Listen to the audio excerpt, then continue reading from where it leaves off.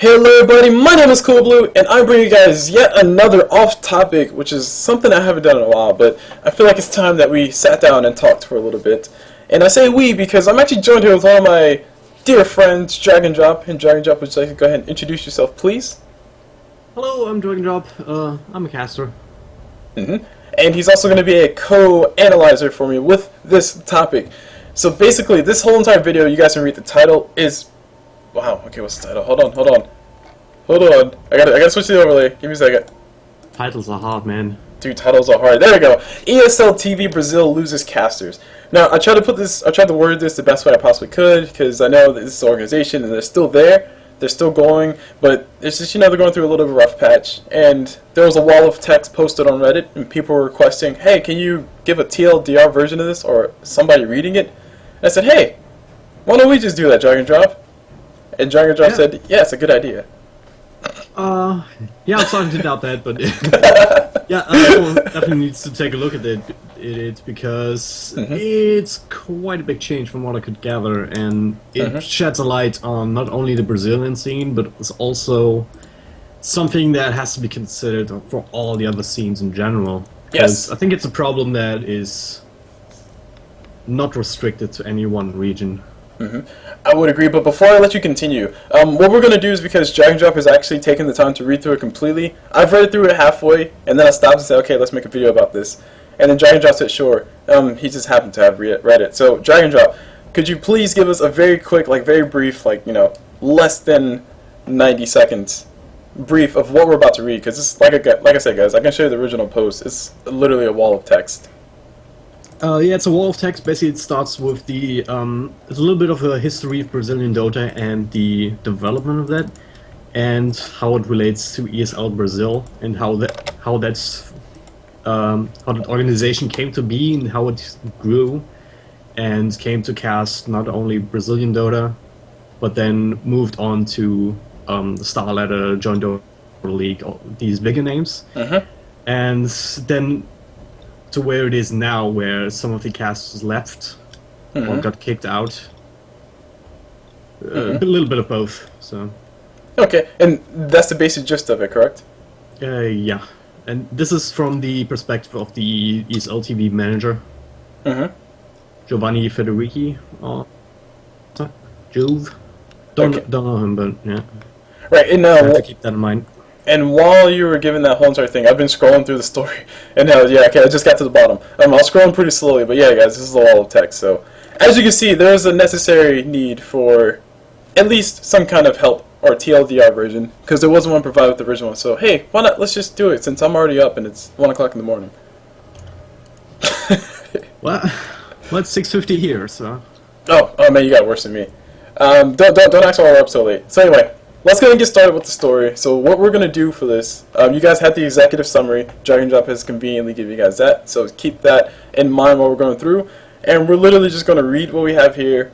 And then we're going to try our hardest to try to summarize or piece together what they're saying to each line that we read. So things, as far as this document goes, it will be linked in the description below so you guys can check it out and go to if you want to. But they're color-coded for our purposes, where basically I read one line, which is the blue lines, and Dragondrop will read the white lines, and then we'll just go back and forth. Now, also keep in mind that this is a lot of text, and some of these paragraphs are a little bit too long, and especially the blue ones. They seem longer than the Dragondrop ones, which is not cool. Yeah, and it's also Google Translates. Basically, it was originally in Portuguese, but none of us two knows Portuguese, so... And this is how it was posted on Reddit. So be mindful of that when we have some weird terms coming up. Yes, be mindful of that. Okay, so let's go ahead and get started since we know we got a lot to do. So I'll start with the first line. So this afternoon, all the casters of ESL Brazil quitted the organization.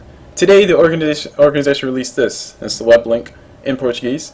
And here we have the text translated. So basically that link right there will take you directly to the Portuguese link, the original link that was posted, the original official statement, as it says right there. And there's really not much to analyze on that part. So, Dragon, go ahead and take the next part.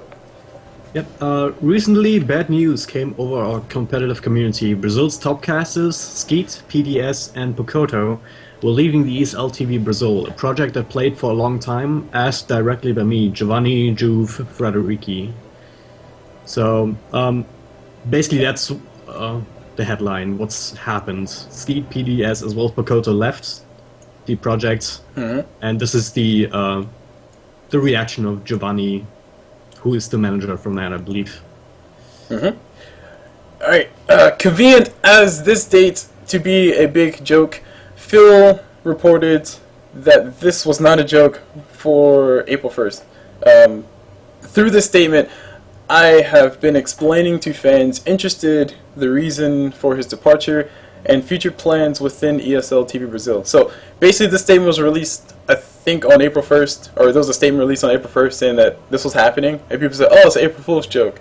But he's saying, no, this is actually a thing that was happening, and people wanted to know why he was leaving ESL TV Brazil.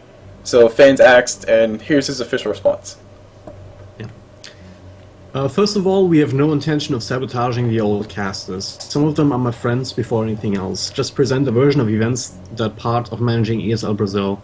The reader is free to interpret and decide which facts are valid and which not. So basically this is his point of view of the entire thing, and he doesn't want to step on anyone's toes.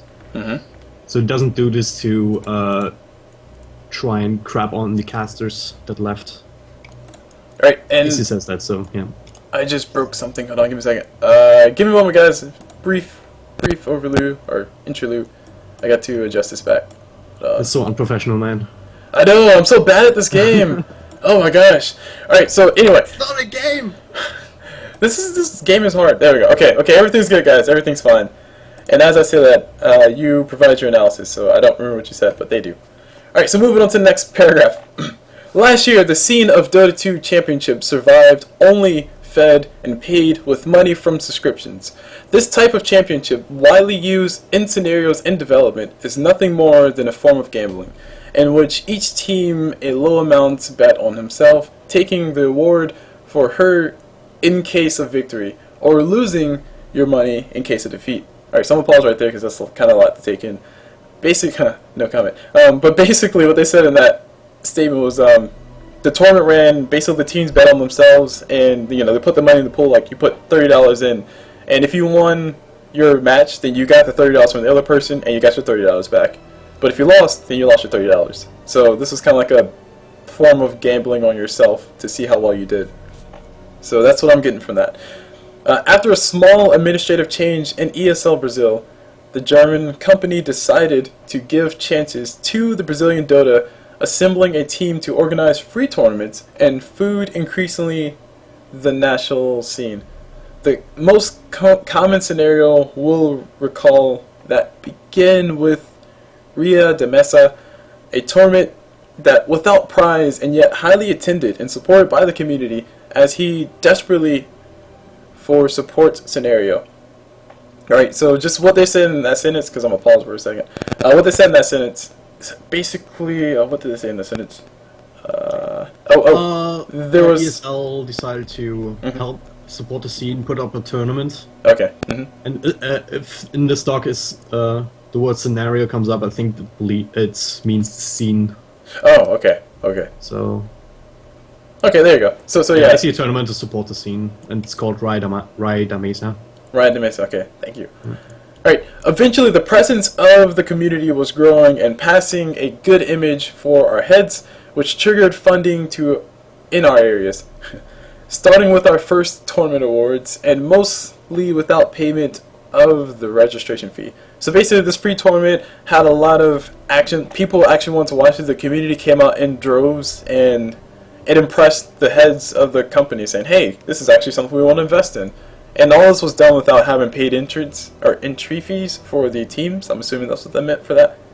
So basically the teams came in for free, and still the fans showed up in flocks. So maybe some no-name teams played, but they had their fans come in. They all watched and they all enjoyed, and the company said, alright, it's something we can invest in, let's do it. Alright, give me a second. Alright, okay, go ahead.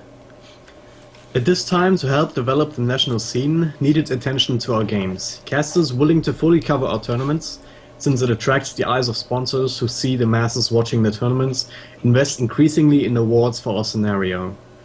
So, Basically, they were looking for casters to get for the tournament to get more exposure, so that more companies see, oh yeah, there's actually people watching, so we can invest into that and into the scene.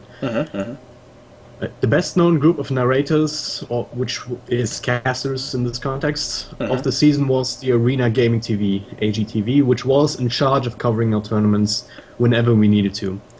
After the second week of tournaments, primarily responsible for AGTV, Thiago Figueiredo, or something, began to put on in the background, always with messages telling how he was exhausted trip or no time at the moment.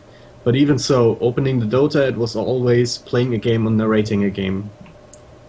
It became evident over time that I can't pronounce the name, did not share the same interests as our team, and therefore became necessary to create a new group of narrators solely to cover our tournaments. So basically they started out contracting or just asking AGTV, Arena Gaming TV, which is a Brazilian caster thing.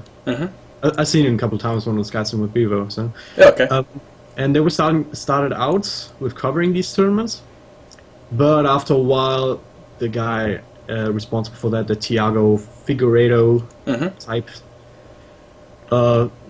didn't want to cover it anymore for one reason or another. Exhausted, no time, even though he was always playing on or casting other games apparently. Right.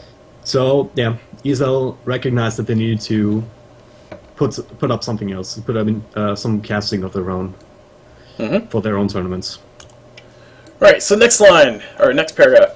And thus was born ESL TV Brazil. I personally invited narrators who thought he had potential at the time, explained the group's goals, fostering national tournaments by ESL Brazil to increase our awards.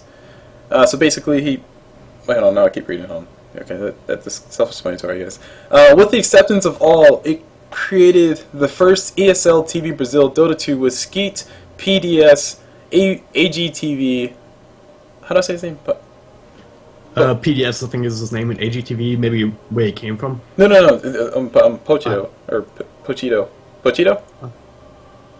I don't know. Okay, sorry, he's gonna kill me later. But Pochito, THD, and Toy of Twisted Fingers. So basically, they personally invited a few people that they knew about and say, okay, you guys have potential for casting and stuff. We know that you're trying to look for some scenes, so become associated with us as ESL TV, and we can help increase your views, and you can also help us increase our presence in the Brazilian scene. So that's kind of the whole mutual thing they had going on there. We had a hard beginning since Figueiro bored with the competition, tried to sabotage us, taking in all the great pages of Brazil and showing once again that their interest on the national scene was purely selfish, seeking its own growth and never scenario that could feed over time. Fell in certain mistakes in the fable of chicken eggs, golden sabotaging a scenario and growth to try to reach the richness faster. So that whole entire thing, it's kind of like a personal shot fired. I'm just going to call it out what it is. But basically what he's saying is that Figueiro was working for the other group, and he was just essentially taking all the big tournaments, taking all the big high-profile games, and leaving them with just the scraps around, which is actually kind of funny because there's a similar thing going on right now, but let's not talk about that. And he was essentially trying to sabotage, with air quotes, their whole entire organization or their whole entire operation, because he's taking all the good stuff and leaving them like some tier -3 teams. They don't want to cast those; they want the bigger games. Also, one thing, try to sabotage us taking in all the great pages of Brazil. I think that means that Figueiredo, the guy had a lot of influence with the within the scene, within the Brazilian scene, and all the web pages and web pages. Okay, yeah. Web pages as well, and I believe most of the viewers come from Facebook over there. Yes, that's like one of the last statements made, something like that. Yeah. So Figueiredo sabotaged ESL TV Brazil by using his influence to try and mitigate how they could get out, how they could advertise themselves and the games they played. So allegedly. That's what is said in this document. So I'm not sure whether it was actually the case or not, but that's how it's written there. The last sentence doesn't make much sense for me, but Well, I mean, like I feel like it's like an analogy he was trying to make, where basically the chicken's trying to lay golden eggs to help them become rich faster or something like that. You paint gold eggs and then, or you paint the eggs gold and you sell them as golden eggs so you can get money faster. But people find out that they're not really. Yeah, and that's off the cuff, guys. What can I say? CulBlu's awesome. Alright, go ahead. Alright. But that did not contain us. Our team continued casting on national tournaments, making names here increasingly known and popular. With the numbers still low, our channels, days of national tournaments, got sponsorship from companies like Ozone Gaming and AeroCool. Our objectives were being achieved gradually as a baby begins to crawl. So despite the efforts, if you could call that, from the other guy, they still managed to slowly grow and kept casting national tournaments, which came increasingly popular and eventually caught the attention of sponsors. Okay, and I'm just gonna go ahead and pause real fast and just say that at the end, I guess dragondrop, me and you are probably naturally gonna discuss what we've read, but for now, I'm just keep reading, or we're just gonna keep reading and keep trying to give a brief, actual analysis of what they said in that paragraph. But I have a few things to say. I just want to say them, but I'm not gonna say them right now. Anyway, moving on to my paragraph. But our narrators wanted more, our casters wanted more. We had staff to cover more games. We will grow as no one has ever seen. Why not stick to the tournament? Why not stick to the tournament weekend if we could cover games during the week too? And basically that statement confused me at first, but then I went back and read a few other things. So basically, they're saying we can grow. We know that the scene wants us to be there, so why not just keep pushing? And these events, as far as I understand it, were only on the weekend. As far as the ESL Brazil TV stuff that they were initially covering. So yeah, what they were saying in this statement is like, why not just cast out through the whole entire week? I mean, we got the people, we got the casters, so why not go for it? And so they asked me if I tried some partnerships so that we could more games during the week. Okay, he's basically just said that. I tried with our sponsors, or tried with our superiors. I talked with our superiors, all these words, in ESL, and they allowed, since our tournaments were taken as a priority. And so, before the agreement of all, I got in touch with some people I met during my translation site, Dota 2 Lounge, a gambling site of world-renowned items. And I think that translation site, Dota 2 Lounge, I think that's like the website link was posted or something like that. But basically what they're saying in that sentence was that the big wigs were basically saying, okay, this is our priority. We want to push this as hard as we can. We want to make sure that people understand that we are about the casters, or we're about the casting events, we're about the big events, and we have this to show. And that can naturally bring in more viewers. So because this was a top priority type thing for them, they allowed them to go ahead and start casting during the week. Yeah. And oh geez, I didn't finish reading that sentence, my bad. A gambling site of world-renowned items, and got great contracts, organizers and international casters, and finally were allowed to narrate Star Ladder and other major tournaments, getting more and more space in the international community. So basically, they become a bigger group, they started reaching out, and they actually got connections with the correct people, or more people, and they eventually got into Star Ladder, they eventually got into bigger events, and the snowball keeps rolling, and they're doing great. Everything's going good. From this day forward, we had tournaments and many and more tournaments to narrate, and the amount began to swallow the quality, which distributed our coordinator lot of the time, Toy-Me. So basically, quality started to fall because they were getting kind of overwhelmed with the amount of things that they could cast. Meetings were held to try to curb the excess of the team, and I confess that in all her, I was in favor of keeping peace. So Pace. Pace, my fault. Keeping pace. Yeah. So basically, they wanted to keep along the same lines that they were going with the normal stuff, but because of the huge influx, it was a little bit more they could handle than they knew about it, so they started trying to have meetings to try to curtail that or figure out ways to attack it better, more efficiently, without sacrificing their quality. But they wanted to keep the same pace. Needing needed in popularizing even internationally. Okay, not a clue what that sentence means, but okay, we'll keep going. Did not see how slow the entertainment of the public could undermine our work. We could give up a bit of quality in our services to increase the time online and ultimately generate financial resources for casters. What was the reason to go... What was the reason to go calmly with Navi and Alliance and late Star Series? Put a peak of 2,000 spectators watching us. So basically what they're saying is like, you know, yeah, it was worth it because we got to cast Navi versus Alliance, and like I mean we peaked at 2,000 spectators. So I guess I'm not exactly sure if he's saying this in a statement of we only got 2,000 viewers or we got freaking 2,000 viewers. I think what he's saying is that didn't want to let go and didn't want to go slower. Mm-hmm. Because you already peaked at 2,000 viewers okay. casting Navi and Alliance, so why not keep going? And eventually, they basically said we could give up a bit of quality in our services to increase the time online. So basically trading off some production value and some quality for more streaming in general. So that with the end goal to get some financial revenue from that for the casters as well. Yeah, and like, okay, hold on. Oh, alright, personal opinions happen at the end, right? Okay. I'll read the next one, and... No, never mind. You just read, like, the next three. Sorry, there you go. Okay. So it's like, oh, dude, it's like 2 sentences. Yeah. Unfortunately, the way things were done did not please the Toy Me, and even moved away from the ESL to keep the focus on their own projects. Projects more community-oriented and less focused on personal gain. So, Toy Me was that coordinator? And apparently he wasn't happy with that. Right.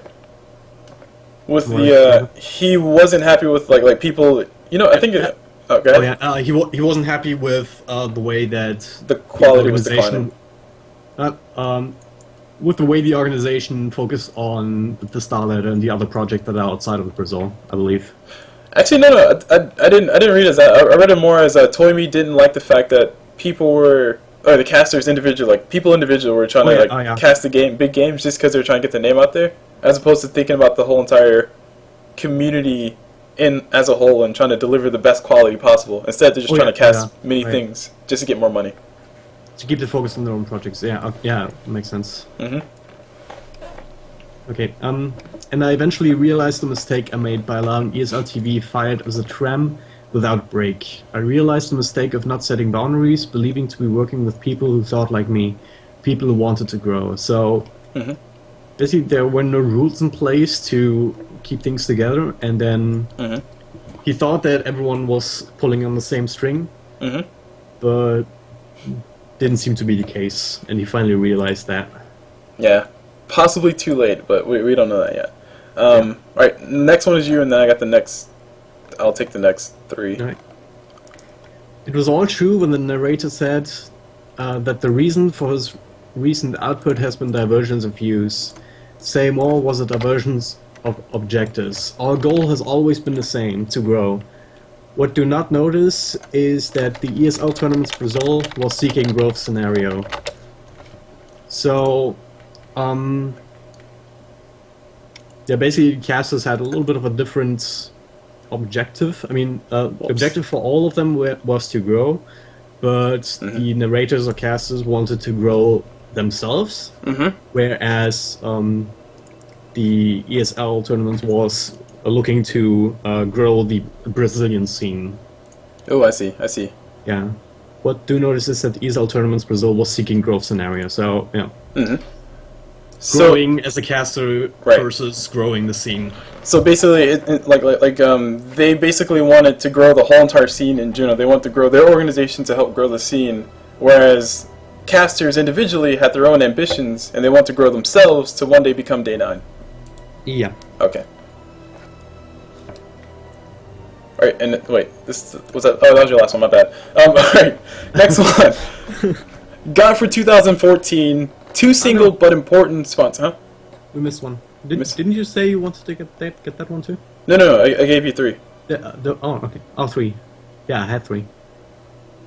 Did you stop at the, or did you keep going to now? Fat and the chicken is next. Fatten the chicken? Should I do that? Or? Wait, what? Hold on. No. That was your part. Alright. Fatten a chicken for that. In the future, players, casters, and organizers could feed the banquet. ESL TV the past few months saw no need to fatten up the chicken. They were hungry and needed to eat now. So I'm not quite sure what the deal with the chicken is. To be honest. I mean, it could very well be like another metaphor, or referring to the same metaphor as before. But I think, from what I'm reading in that last sentence at least, they were hungry and needed to eat now, was basically the organization itself was more interested in growing gradually, whereas the casters themselves want to say, okay, hey, we're doing this, we're investing a lot of time, we want to see rewards now, we want to see the big names come to us, we want to co-cast with Toby's and Day9s and other Purges and stuff like that. We don't want to just keep doing these tier 2 level teams, we want to start getting the bigger things. So basically, there was a...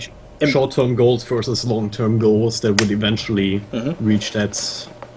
Yes. What everyone wanted, the banquet, like the big thing for everyone. And ESL was like, hey, let's take it slow. It's like, hey, let's do it now. So yeah, okay. Alright, I think we kind of beat that chicken to death. Oh, that sounds horrible. Alright. No, the chicken. Not the chicken! Leave the chicken alone, please. Alright. Got for 2014, 2 single but important sponsorships for our Ozone Gaming tournaments. Raya del Mesa and ESL series. But we need to show the public that these tournaments there. We had access to large pages in Brazil because of something I like to call Mafia Vault, and I imagine you'll understand why. But we had the greatest casters of Brazil on our side. What could go wrong? So basically, they had these big tournaments, but now they need to tell somebody. And this is something that becomes more important as you become a content producer, is that you have to have a way to just let people know that you're posting stuff, which is where Twitter and Facebook become big factors as far as advertising. So basically, this group, they needed a forum to say, hey, guys, we have these big events, let's hype it up. Like, here, you get hype about this, get excited. And they had access to these sites because of the Mafia Vault, which I'm assuming is like Reddit army. I don't know. I'm not too sure. Not too sure. I don't want to perform. I don't want to form too many analogies on that because I feel like that might be a bad thing. But yeah, if you don't know what that is, then better not try and make something up. Nope. Let's keep going because they might attack me. Anyway, well, the big problem is that the game against Navi Alliance put 3,000 people watching the broadcast, but the Rey Maza fails to reach 1,000. Who should we blame? All. Many players do not believe and do not support the national scene. Many viewers are not interested in seeing great teams growing between us. And unfortunately for all of us, many narrators are not interested in being heard by fewer than 1,000 people. And this line, I mean, like, this is one of the opinions I was going to make at the end, but since he made it, more power to him, kind of, but also taking it back a little bit, taking it with a grain of salt. Basically, he's saying this whole entire line is that they drew a gigantic following initially because people tune into the game of Navi versus Alliance, because that's Navi versus freaking Alliance. Of course you want to watch that game. Everyone wants to watch that game. And then afterwards, like, people's, like, you know, for the other events, like, you know, Team 2 versus Team Blue. Like, nobody wants to watch that. Nobody wants to watch this. I don't know these teams. I don't know how they're going to play. It's probably not going to be a fun game. So people didn't tune into those ones because there wasn't Navi versus Alliance. It wasn't big names. They were just some tier -3 teams, potentially. Not saying that they were. No offense to the teams that were playing in that event. But as a viewer, I understand where he's coming from, because there's a lot of games, there's a lot of tournaments I wouldn't watch if it wasn't for Navi being in it. I'm just going to be shallow. Sorry, guys. And there's also the other side of it too, which is what he mentioned, which is the caster side, where casters don't feel like it's worth their time to commentate on something if it doesn't draw them at least, you know, 1,000 viewers. Which to me, I'm still like having like mind-blown shocks whenever I see 1,000 viewers on anybody's thing. I was like, how do you get 1,000 people to watch anyway? And it's also the organizational side where, actually no, wait, are they shifting? Oh, okay, never mind. They shifted the blame from the organization to viewers and narrators. Okay, we'll talk about that a little bit later. Moving on to the next paragraph. I tried several times arguing with the narrators and show that this was a necessary sacrifice for the evolution of our own scene. If they did not have the create an audience for national tournaments, no one else would. But the proposal was very little profit at the end of the month. And there comes a curious part of the case.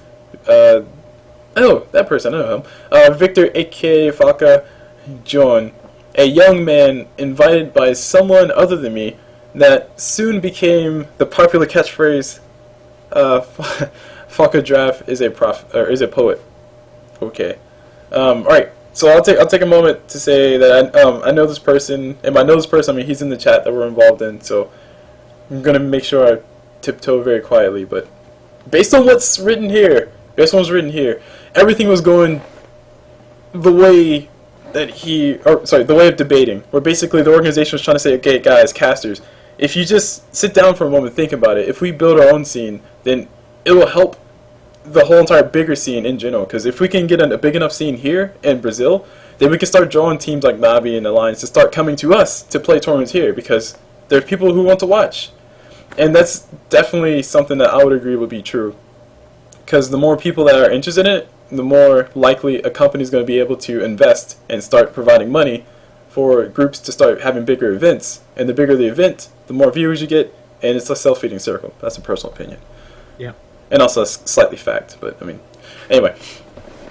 So the next line, he's basically saying that somebody came along that he didn't know about, and we'll see what he's going to say relative to this. I'm not going to form any opinions. Continuing on, many fans may think now that such phrase were just joking, but had no idea how this happened internally.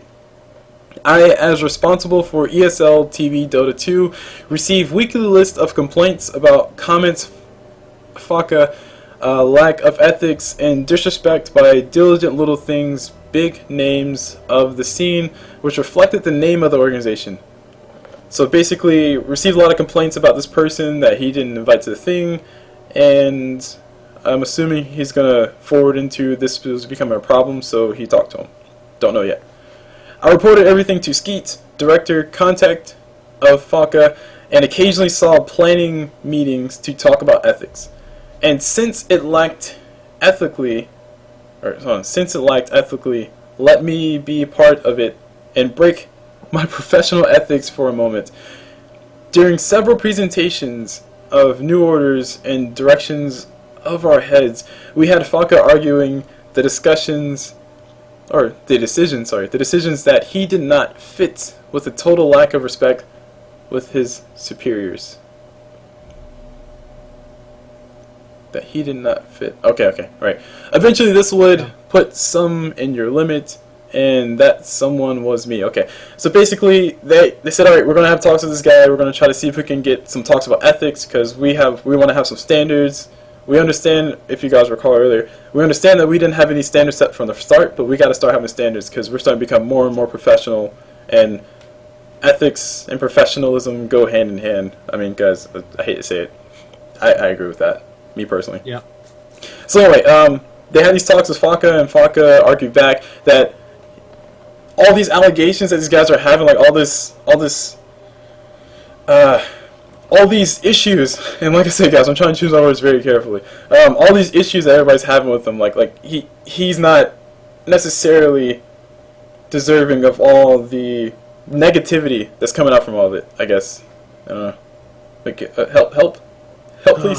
I don't know. You don't want to say anything either? I don't know any details, but the way it's written there is there were problems with that person, and he was talked to about the ethics, and eventually it was decided. And Foka kept arguing, and eventually it put him at his limit, the Giovanni person, and basically at which point he said, no, I don't want it anymore. Yeah. I mean, I got that part. I'm just trying to. Okay. I guess you guys can read between the lines, but basically, Falca said, "Hey guys, I don't deserve all this like direct attention. Like you guys are just like crapping on me because you feel like I'm disrespecting the scene and I'm representing you guys bad. But come on, this is freaking the internet." And those are very, very roughly abbreviations of probably what happened in the conversation. Not saying that's what actually happened, guys. Sorry, Falca, if you listen to this, we love you. All right.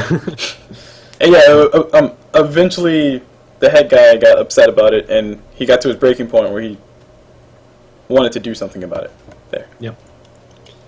Right. After weeks of begging for the narrators would cover the Rai Mesa with more attention and dedication, and due to release someone to cover the ESL series, I felt the need to add staff to the team, because it was just realizing Narrate Star Series, XMG, and Join Dota League failing to fulfill the original goals of the team, which again I remember, increased domestic scenario Dota 2. With that, I presented the new hires ESL TV, Adrons and Maroons. We were greeted with stones in their hands. It was small people to share the cake. So, basically, of course, he kept trying to get the casters to also cover Rai Mesa, but with all the other tournaments going on, he just felt that there was not enough manpower to cover all of it. And while all of that was happening, the original goal of the organization fell behind, which is increasing the Brazilian scene, or growing the Brazilian Dota 2 scene. So in order to help with that, he hired 2 more people, and apparently, they weren't welcomed all that much. It was because they want more people to share the cake, more people to split profits. I don't know, to split the profits with, at the very end. Oops. So yeah, that's the thing. I would feel sympathy for both sides, because I mean, on one aspect. Oh wait, sorry, opinions. My fault. My bad, guys. Jeez, we're gonna take a long time with this video, aren't we? And by the way, just keep going with the content first, and then we can go back, I guess. Yes, and by the way, you're a much better speaker a reader than I am. Thank you. These words, man. These words. It's like I can't. It's not easy. No, it's not easy. All right. I'll try my hardest to do my best drag and drop impression, without the accent. All right. Tired of the environment where I started as a friend and provider and became hated, and seeing that our tournaments continue discovered by thousands of excuses. I remember the time one of them told me he would rather cover Star Series on your personal channel to use the channel for ESL to cover our tournament's dirty ass. I realized at this moment our goals were completely different. Okay, now you have blue, by the way. Our goals were completely different, completely different, while working for our scenarios to become sustainable as the scene of League of Legends in Brazil. Some of our narrators thought only of his fame and won us. And won us that it might bring. I don't know. After all, we have all the bills to pay, right? So wait, I'm gonna read the next one to you, by the way, so we can keep the same order. Okay. So in that whole entire statement, basically what they were saying was that it felt like he was becoming the enemy in an environment that he was creating to be where he started off as friendly, and as more people started to discover the whole entire thing, by people I mean the casters, felt like they should be pushing their own channel to at least get more viewers for their own stuff, because they're doing a ton of work for ESL Brazil TV, but they're not getting any kickbacks to their own channels, and they feel like they're just giving these guys stuff, and they're just sapping everything away from us. So that is what I'm assessing from that first half. The second half, the League of Legends scene is relatively stable in Brazil, and they want to become like that, so why can't we be like that? And I feel like we're about to get to the part where things start becoming very hairy. Assuming they weren't hairy already. Alright, seeing that, unfortunately, my job as organizer of the tournament depended partnerships with my narrators. I decided to get away from the office on ESL TV and focus me in tournaments. And at the request of my boss, Toyme, invited back to the team to perform a task that I was not able to run, perhaps for being too close to the good people who were the Skeet, the PDS, and sometimes even the Pocho, which had a much more aggressive gist. So basically, they felt that he was too close to the casters to actually think in the best interest of the whole entire organization, and that's what I got out of that. But I feel like I interpreted that wrong. I'm not sure. I think it's where he decided to step back a little bit and focus himself in tournaments a little bit more. Oh, okay. Because he was the organizer, right? So he had to have close ties to the casters and everything. But since these casters no longer liked him all that much, at that point he said, "All right, whatever. I'll just step back and focus myself in tournaments and domestic tournaments." And I don't know, Toimi invited me back to the team to perform a task that I was not able to run. Maybe just Google Translate being evil, and Toimi was put in charge of the organization in his place. Okay. That's what I figured. Sure. Some of this stuff is really hard to read, guys, which is why we're here trying to form an analysis and at least help you guys get through it, because this is a lot of stuff, and we've been going for 40 minutes. Yeah. Alright then, chop, get working. Yep. With no ties to the team, Toimi strictly followed the guidelines, could initiate the organization of ESL TV, and began with the first obvious step, which I should have done long ago, dismiss the Foka. So yeah, Toimi was put in charge instead of Giovanni, and he started cleaning it up. He kicked the Foka guy out, which is something that Giovanni could not do up until that point. And see, this is the part where I think it becomes... the last paragraph makes more sense, because he's saying that he had to take a step back because he was too close to these guys. Yeah. Whereas this new person, Toimi, has a different perspective, not so bent on keeping friendships friendly, and said, okay, this is what we need to do to become successful. We need to get rid of this Faka guy. No offense to you, Faka, and I feel the pain of the other guy because he has to take a step back because he's too close. Because I'm probably too close to everybody now. But yeah. Right. In a torrent of impulsivity, the group, which had already been released from a mindset of employees and had become, in their minds, the owners of ESL TV, liked the attitude of the new aggressive coordinator and left the entirely in retreat. Also, Google Translate a little bit weird. So I think what it means is that the group of casters had the mindset that they weren't employees, but that they were actually owning the ESL TV, or that they had... some right to it, say or more rights than they were given, basically, or more rights than they implied. Like they felt that they were doing all this stuff for ESL TV, and they felt that we deserve to have says and stuff, and we think Faka's awesome. Yeah, something like that. So they didn't like Toimi as a new coordinator, and then they left. Which guys, let's be honest here. I mean, we're talking about organizations, we're talking about casters. Casters, there are a lot of us. Yes, we are all unique and we have our own little quirks, but at the end of the day, this is an organization. They're focused on making, at the end of the day, yeah, it sounds bad. They're focused on making profit margins, they're focused on pulling viewers, and they're also focused on trying to make themselves look as impressive as possible to their sponsors. And this is going to get into the little opinion part, but when it does come to saying offensive things or having some controversy about yourself, it's not always a good thing. Yeah. You, the fans, esport, will hear all kinds of stories from now. People will try to sabotage our work in ESL, as well as Figueiredo did in this moment of anger and immaturity. Others will try to think the Toimi work that makes the community a decent job of pride and aim much more in order to foster the scenario than anything, or foster our scene than anything. So basically he puts Toimi in as the good guy in all of this, and he mentions that there's probably going to be a lot of drama and a lot of other stories that contradict that and that are going against the organization and their intentions and their work as well to foster the scene. Yeah, that's I mean, it's nothing else to say on that one. So moving on to the next line. Oh, sorry. Go ahead.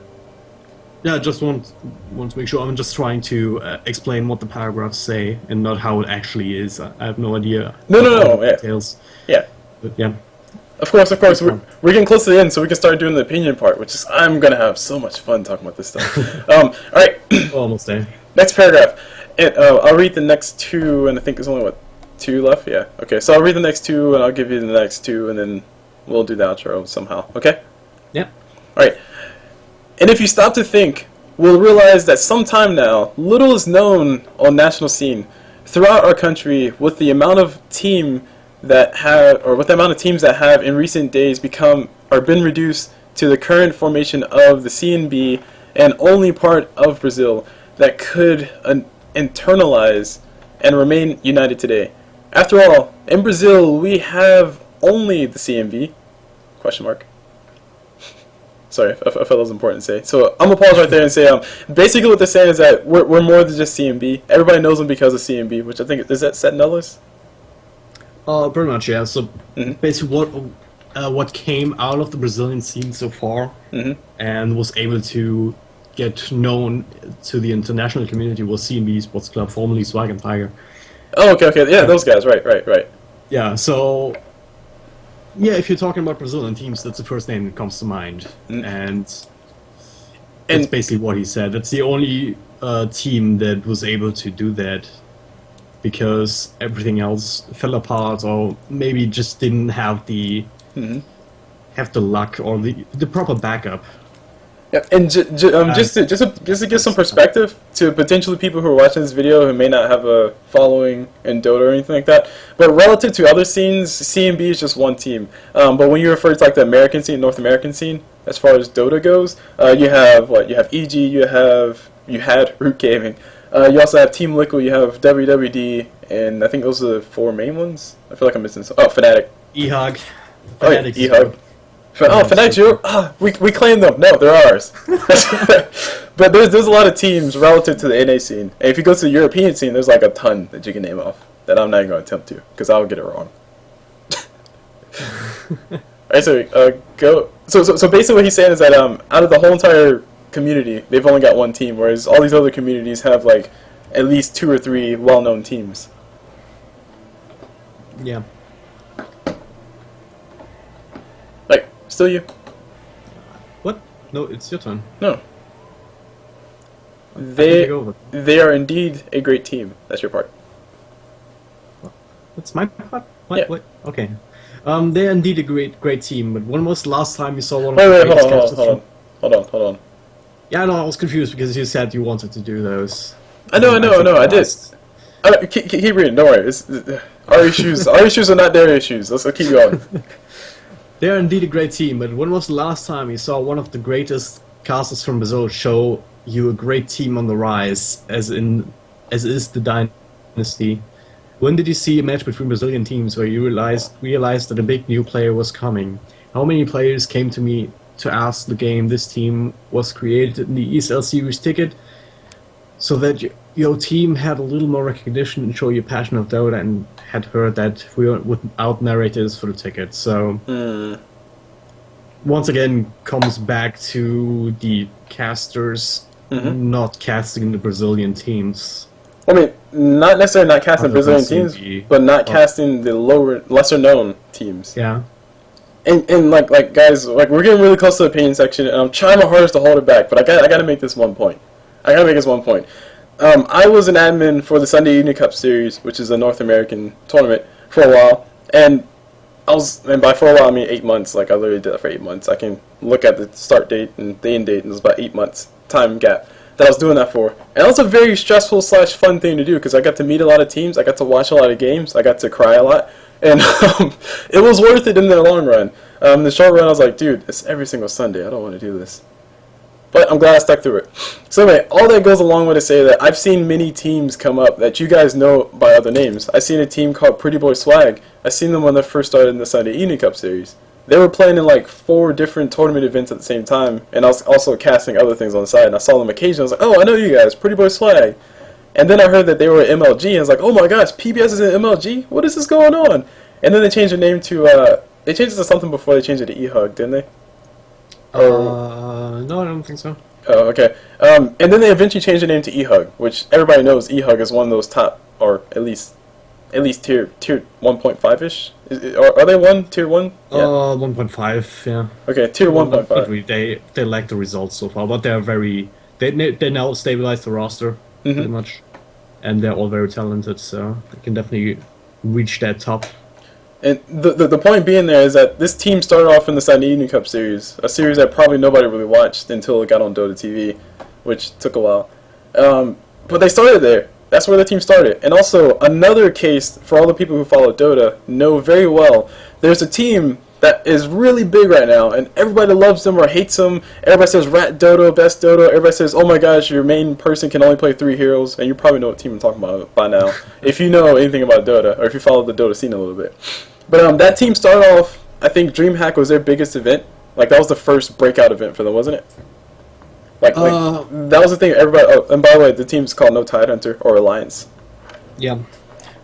I think the first game I saw of Alliance was when they won Star Series, Star Letter. Oh, no, it was DreamHack. Yeah, DreamHack? It was some sort of DreamHack, and the final was like super. But the final match was like a super big base race, and S4 with Magnus empowered to Loda on Anti-Mage, I believe, as well as Admiral Bulldog on the Bear, and they were racing them, and S4 went back to base and defended his own Ancient with a super good LP.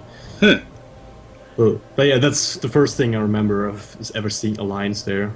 Yeah, and that's where legends are made, because guys, there's a ton of teams out there. I don't know if you know, but there's a ton of players out there, and I'm pretty sure there's a ton of teams. And by pretty sure, I mean I know for a fact. If you ever go to a forum, like on any Dota-related website, and check out like teams to play with, the amount of people looking for teams to play on is ridiculous. And the amount of teams that are out there that you've never heard of are ridiculous. There's literally a team called We Draw Dicks on Maps. Like, I'm not joking. that was the name of the team, and I refuse to call them by their full name, except for that one time that I just mentioned now. But, yeah, there's a lot of teams out there, and there's a lot of need to have them get some exposure, because even though there might be negative 10-tier teams, there's still somebody who wants to have their stuff posted out there so they can say, hey, Mom, look, I was on this event, and I played against Navi. See, look, it was awesome. But if we just get into the state where we just want to cast the big games, then nobody's ever going to know about these new teams like No Tidehunter when they were first coming out. Or like, I think there's a new one, No Spectre, or something like that. No Earth Spirit. Yeah, No Earth Spirit. Yeah, I casted them too, they were pretty good. Yeah, see. But like, you don't know about this unless you go and cast, so anyway, we're getting to the opinion section, sorry. Oh wait, that was my part next? Yeah, you still have that small white thing. I was going to read the rest of it. I'll read the rest of it. Alright. Alright, well... That was a little bit messed up, because you didn't read, and whatever, just keep going. All this confusion. Alright. Well, in the end, nothing happened because a divergence of objectives and personal goals are much more flashy than group goals. So basically, nobody really won because nobody really wanted to work together. That's what it's kind of saying there. Yeah, and the personal goals for themselves just sounded so much more achievable and so much greater than the goal for ESL TV Brazil, which was, build up the scene, essentially. Essentially, yes. Yeah. Hold on. Somebody's posting, I think somebody's posting on your Twitch. I don't know. I don't see him on my Twitch. But, alright. So I'll continue. But like I said earlier, or like I said there early, the interpretation of the fact herein fits just you. We lost great casters, and for these I wish very good luck in the following path. Even ending target of hatred by some of them, see them thrive, is also part of my goal of creating a self-sustainable scenario. I hope they succeed their paths, and when we finally national tournaments Dota 2 with the quality of play of international teams, they will become interesting for us. So basically saying we wish all the people who left us the best of luck. No hard feelings from our parts. We know things got a little bit sticky, but hey guys, best of luck, best of wishes, and when you guys get to like cast the International 4 or the International 5, we'll be rooting you on. Something like that. That's what I got for that. I think they said when we finally national tournaments Dota 2 with the quality of play for international teams. So when they put on Brazilian tournaments with really big international teams or international level of play, then they could become interesting for us. So maybe they can come back or something like that. I don't know. No, and see, guys, that's why there's two of us. Because I like your point better than mine. I believe that's what it says. So yeah, best of luck. And once we are at the points where it might just be Google Translate just throwing us off once again, right? I don't know what you said. I was paying. Sorry, I dazed out a little bit, or zoned out a little bit. Okay. Sorry. Optics succeed where pass, and when we finally international tournaments, Dota 2, the quality of play for international teams, they could become interesting for us. So either the casters become interesting for the organization again once they put on the big tournaments with the big quality, with big play quality, or whether it's the other way around, whether the organization can once again become interesting for the casters. Yeah, that can go both ways. I don't know. Can go both ways. I'm not 100% sure. Based on translation and based on what he was saying, I think he's saying like, yeah, we hope you guys we hope to build a self-sustainable type scenario, and we hope to have the big names come to Brazil, so that way we can attract more of you guys back. I think that would be the most likely. Yeah, I think so. All right, move on to the next sentence. And if you are one of those who share a common goal of fostering scenario and growth with no plans to get something out of it as quickly as possible, please contact us. If people like that, that we need. Oh, it's people like that we need. So basically saying, okay guys, we're opening up the group. Come on, there's rooms, there's spots available. Come work for us, please. Just don't expect anything don't expect anything too big, because we can't promise you anything. And then regards, Giovanni, JooW, Federci. I'm pretty sure I butchered that. And one last thing, I'm not JooW, and I'm just translating it to. Oh, sorry, the person who originally posted it. Yeah. Right.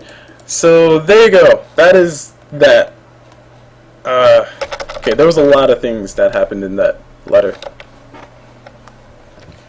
Now we can finally come to your opinions. Okay, so opinions. I will start off with your first opinion. So like what we'll do is we'll try to limit it to 3 opinions, 3 major opinions, and just let me know 3 major opinions that you can think of off the top of your head. That you want to talk about, because we'll probably spend like 5 minutes talking about each one. Alright, so basically 3 major topics that we want to talk about.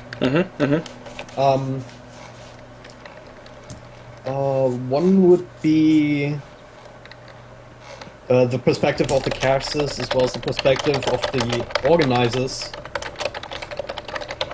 in regards to growth and success. So growth and wait, you want the perspective of the casters as one and perspective of organizers as one as another one? Yeah, their perspective of the casters and the organizers in terms of what their definition of growth and success is. Oh, sorry, okay. And what their goals are. I think that's something that we need to talk about. Okay, and that's where a lot of that contention comes from. Number 2. Number 2. While you do that, I'll type mine up. Actually, the one of the things I want to talk about is like the views of perspective of growth. Okay, it's the same thing. Yeah. Oh, the importance of supporting the small guys. Yeah, importance of supporting the small guys, and how do I say this? Oh, and by the way, if you guys are still watching, thank you. We kind of went through a thing. We're trying to keep it as unopinionated as possible, except for that very last part. I apologize, but it only took me 50 minutes to get through it, but it'll probably take you 50 minutes to read it. So there you go. I think this all gels together with those 2 points already. So just go on those 2? The important part of, yeah. Okay. There's, oh shoot. There's also the thing of community. We can talk about community. Like community expectations versus community reality.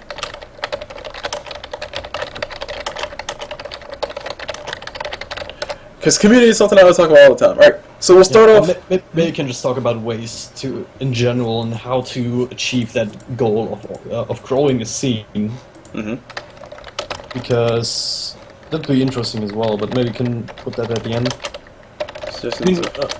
We saw that the Korean scene, I mean, when Nexon, when the sponsorship league came up, that's when everyone first really recognized that there was a Korean scene. But yeah. Okay. So we can put that at the end. But all right. So what we'll do is we'll do your number 1, and we'll call my number 1 number 2. Sounds horrible. then 3, and then we'll go for the last one as 4. Okay? Alright, so number 1, perspective of the caster versus perspective of organizer relative to the definition of growth. Yeah, so basically we had established that both of the all sides wanted to grow. Yeah. And that came out of that text as well. Well, the point of contention is the definition of grow and what the different people wanted to achieve out of all that. And according to this document, the casters wanted to cast and get more viewers, whereas the organizers, in this case ESL TV, wanted to grow the scene and make it sustainable. So whether that's the whole side of the story or not, I don't know, because I don't know too many of the details. But in general, I can definitely understand that a caster wants to get exposure, wants to have as many viewers as possible. Yeah. But at the end of the day, you have to work to get to that point, right? You can't just go in and expect, alright, I casted Navi versus Alliance once, so I'm not gonna cast any other lower tier games anymore because I'm already up there, right? Yeah. It's not how it works, right? No. No, not at all. Not at all. If you really want to have a sustainable viewer base, then you have to work to build it up slowly. I mean, if it's not enough if you have a one-time 10k viewers, because most of them are not gonna stick around. Yeah. Viewers will stick around if you are consistent. If you're doing one thing, if you're specializing in one particular scene, if you're specializing in one particular branch or niche of the scene, and yeah, then get to the viewers that will stick around, that know, hey, yeah, that guy is cool, and he's casting this tournament now, so I don't care, I'm just following him because he's a good caster and I want to watch as many of him as possible, right? That's how you get the consistent viewers, and that's how you grow at the very end of the day. You don't grow just because you casted a big game once or twice. Yeah, and like honestly, let's apply Dota to this, because this is about Dota. If you play Tiny, you don't get grow at level 1. I'm just saying. I mean, come on, that's all I gotta say. Yeah, it's a good point, exactly. So you gotta put a point in your other abilities so you can eventually get to the point where you become, I guess, well off enough to where you can survive long enough to actually use the grow. So that actually worked out a little bit better than I thought. So yeah, if you just take this this letter or this statement as a basis, then we'll say, yeah, of course, ESL TV or that guy had the right idea, growing the scene in Brazil, just taking it one step at a time.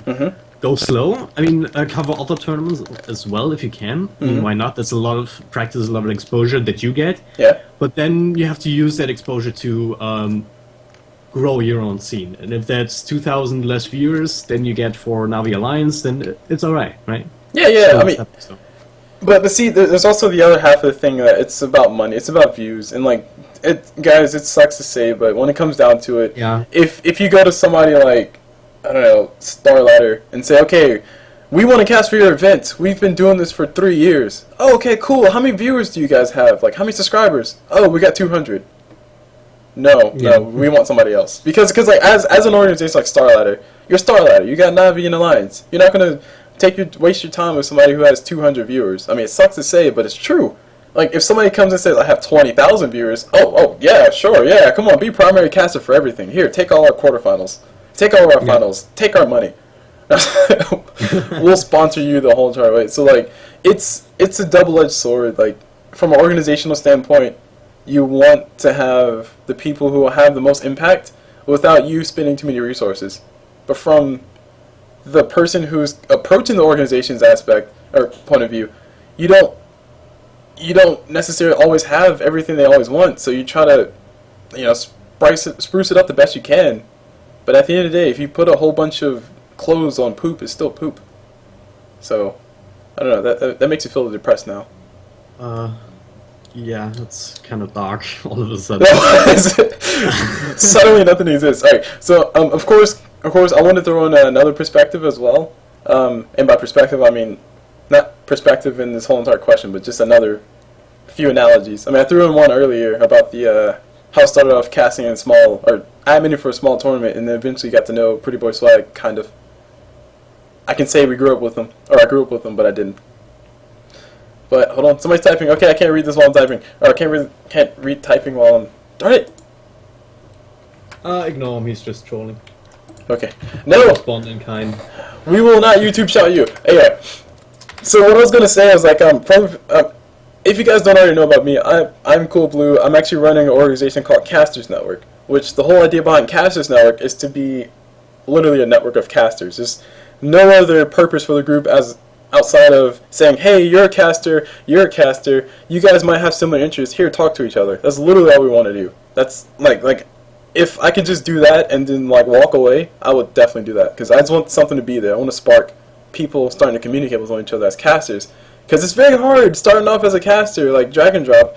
No offense to you, but I mean, he might have started off casting a random pub and it's like, dude, this is like, I got 10 viewers, shit, yeah. And then now that he's connected with more people, he gets like 100 viewers probably if he casts like Sentinels versus somebody. Like, he gets the opportunity to cast that game because he has connections. So that's our whole entire goal as Casters Network. That said, we're starting to get to the point where we're taking a step back and saying, okay, you just started casting last week. Do we really want to let you cast on Dota TV yet? And by virtue of that, we're starting to get to the point where we have to make a decision of, do we want to start accepting people? Do we want to start having people have to prove to us that they're actually doing things? Do we, as Casters Network, want to start to say, okay, you must have at least 4 videos on YouTube that shows you casting before we allow you to become a member of Casters Network? Because, to be honest, that would go against everything of CastNet at its core. But on the surface of things, in the grand scheme of things, if we as CastNet suggest to somebody like Join Dota and say, hey, we got this new caster, I mean, yeah, they're relatively new, but we'll vouch for them, they're cool, and that's their first game they ever casted is Navi versus Alliance, and they get 20,000 viewers, that's going to be hell not only for us as Casters Network, because, you know, we suggested somebody who's really new and probably doesn't know much about Dota. Let's say they just came from League and just assume everything's the same. But there's 20,000 viewers that have access to Reddit. Have you guys seen what Reddit does to people? No, I'm just saying. Yeah. So that's bad for the caster in general. So like it's a hard balancing act where you have to take into consideration the organization's views of things and needs and stuff, and you also have to take into consideration the casters. And sometimes the caster says, look, I want to cast Navi vs Alliance because I feel like I deserve it. I've been casted for 2 weeks and I deserve to cast goddamn Navi and Alliance. Excuse my language. But then you look at somebody else like me who's literally been casting for, like I said, 1 year and 6 months, 1 year and a half, and I feel like I should be more, what's the word I'm looking for, more proven, because I have a bunch of stuff. Yeah, more. I feel like, why don't you take me out to dinner anymore? I feel like we should be more appreciated, and by we I mean people who have been casting for a while. And by more appreciated, I mean we should have more opportunities open up to us because we've been casting for a while. Because we can say, look at our profile, it's this, as opposed to somebody who's just starting out and says, I've been casting for 2 months. Anyway, so all this kind of got away from me. I went on like a tangent on a tangent on a tangent. Shot at me. What? That was totally a shot at you. No shots fired. No shots fired. But the point I'm trying to get at, though, is that the point I was trying to get at was that relative to a organization, you don't necessarily want to just say, okay, you just started casting last week, you got a good voice, let's get you in there and start casting, when the person doesn't know anything about Dota. Cough, cough, totally not calling any casters out. Okay. Yeah, you gotta cast first and then cast better and more. Mm-hmm. You can't build the roof of a house before you build the supports in the basement. Yeah, you gotta put in work to show that you can actually do the work. I mean, that's kind of how it goes. And it really makes it sad. Like I said, it's a double-edged sword for us as CastNet to say, okay, you're a new caster, you just started casting yesterday? Oh, okay, cool. Do you have a video on YouTube? Oh, no? Oh, okay. Well, we need a caster to help out with Join Dota League, so here, go cast that. And then that's the first game. It's like throwing into a lion's pit, man. That's not healthy. No. It's not good for anyone, because... Yeah. And if you mess up there, at a big stage, you mess up big, right? Yeah, you said that about Reddit. You're scarred for life. First game I casted on Join Dota community. Really? Was 6,000, 7,000 viewers. And I mean, it was about, we're talking about a Shadow Fiend who had lifesteal, and then we're talking about maybe he gets a Scotty too. And I didn't know that Scotty and lifesteal stacks. When do you ever see that? And those are both unique attack modifiers. That is not on me, that's on you, Valve. I hate you for it. Oh no, no! And the Twitch chat was going wild, huh? Yeah, everyone hated me, so. So, like we say, guys, No it's, hate spread on Reddit yet, so I still have some work to do. But yeah.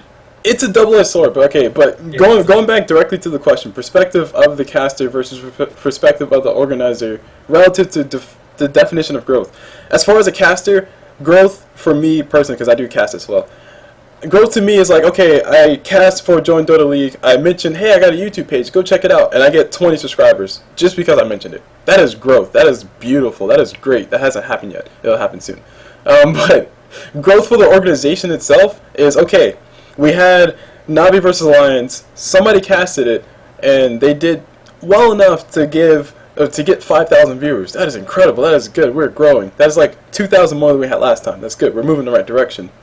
So the definition of growth for an organization is more globally because they're talking about overall viewers, whereas the definition of growth for the caster is like, okay, that's for me. That's subscribers to my YouTube channel. Yeah. That's people who are giving me more money because they watch my stuff and they watch my ads and accidentally click on it, and boom, I have more money. So the definitions are different. Yeah, speaking of money, eventually for the organization there's more at stake as well, because eventually they want to turn a profit from that. Yeah. They want to build something so that eventually there's so many viewers watching Twitch ads that you can...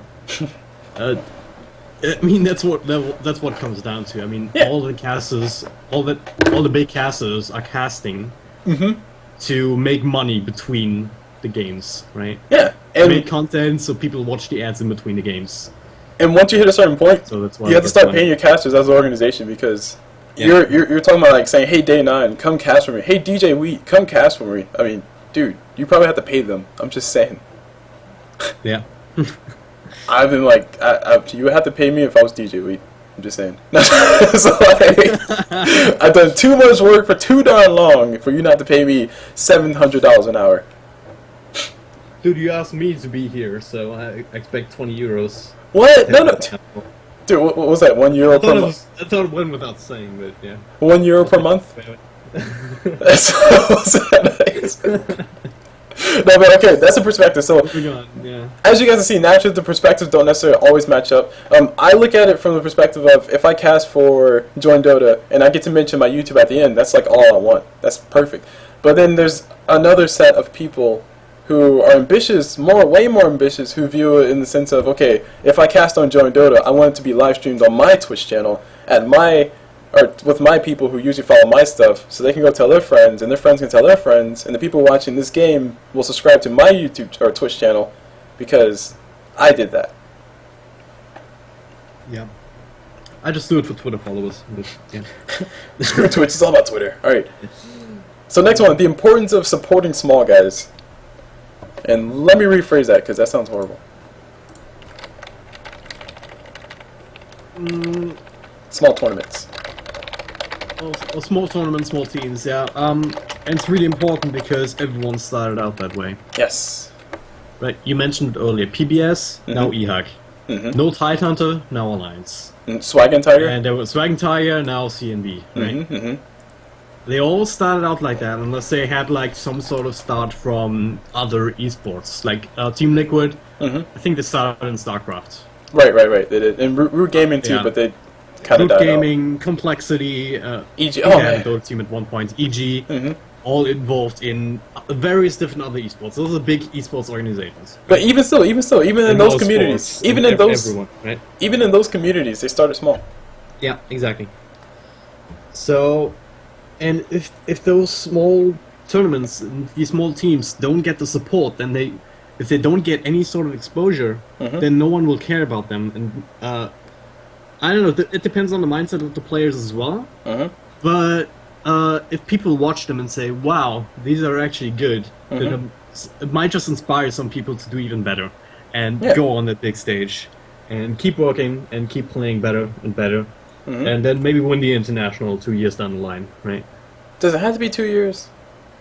Oh, half a year, I don't know. Okay, there we go. It doesn't matter, it was just, yeah. So basically, yes, I do agree, because everybody has to start somewhere, and you do need a support base. My support base when I started out casting was actually the Dota 2 Google Plus community. In Google Plus. So everybody says I hate Google Plus because blah blah blah. That's kind of where I got started with casting, because there was a Dota 2 Google Plus community. Like, no lie, I can point you to them if you really want me to. And they said, "Or there's a community for Dota." And I said, "Okay, guys, I'm a caster. Let me get your replays. Here's my random pub I casted. Watch it." And eventually, it took a while, but eventually people said, "Hey, this CulBlu guy casts, and he sounds decent. He sounds cool. Maybe he can improve on that, improve on this. But he's pretty good, and he's part of our community. Cool." And you get that sense of, wow, people actually like what I'm doing. They're supporting me. So you keep going, and you keep doing it, and you eventually come to the part where you decide to sacrifice all of your free time and create a group for casters to come together to collaborate. So that happens. Definitely glad you did that, though. it's like having a baby. Thanks, Google Plus Dota community. Thanks for CulBlu. Darn it. No, okay. So that eventually happens. So basically, you have to start somewhere. And Purge said in his video on how to get started casting, in order to get started casting, you got to start casting. That's one half of it. The other half is you got to start pushing your stuff out there as unobtrusively as possible. And if you gotta be prepared for it to not take off right away. Right? Yeah, definitely. Yeah, I mean, a little bit weird that I would talk about that because I had a ref start somehow. Yeah. Don't want to talk about that. Join Dota League. Join Dota community. Just saying. Yeah. But yeah, still have a lot of room to grow in that regard too. So thing is, you got to start casting, and then if you're lucky, someone will say, "Hey, yeah, cool." Someone influential will say and stumble upon your cast and say, "Hey, great." But even if not, before that, I casted games and had some random people in Twitch chat, like saying, "Hey, yeah, cool. Thanks for the cast. Keep it up. I like it."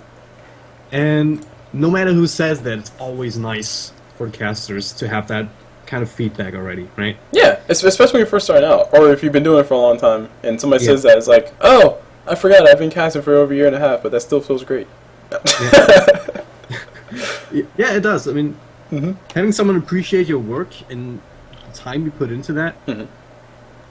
Now, of course, we're saying all this relative to casters, but as far as supporting small tournaments and small teams, it's the same as that concept. If you have a small tournament, specifically tournaments, if you start off as a small tournament, like I want to say Star Ladder, I don't think that started off as a small thing, but let's assume it started off as like some, Sunday Evening Cup Series, SECS.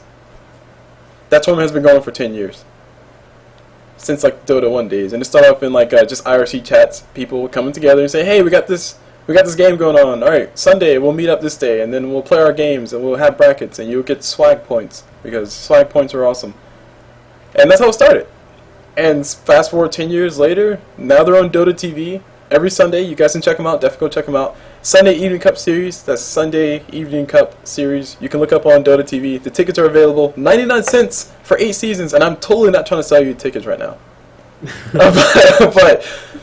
But 99 cents for 8 weeks of games. And the games are played every Sunday. And the point I'm trying to get at is that tournament started as a small thing, and then it became bigger and bigger and bigger because people started supporting it.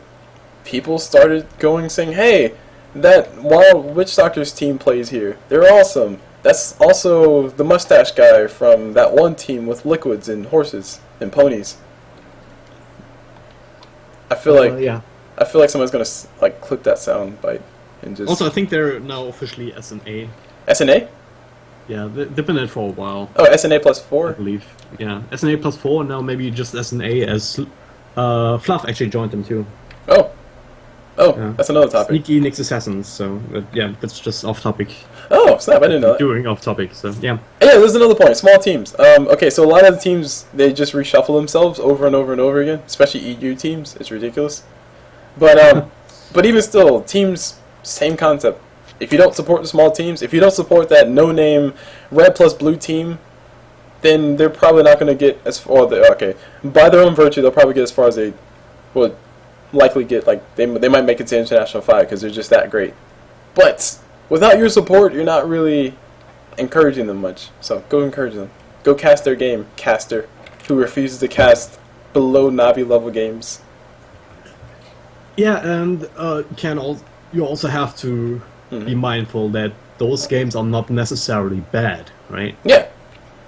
there's a lot of the Division 2 games that were just really great to watch. I mean, there were stumps, but then again, on the professional scene, there's also stumps. MUFC, come on, right? MUFC guys. I'm just saying.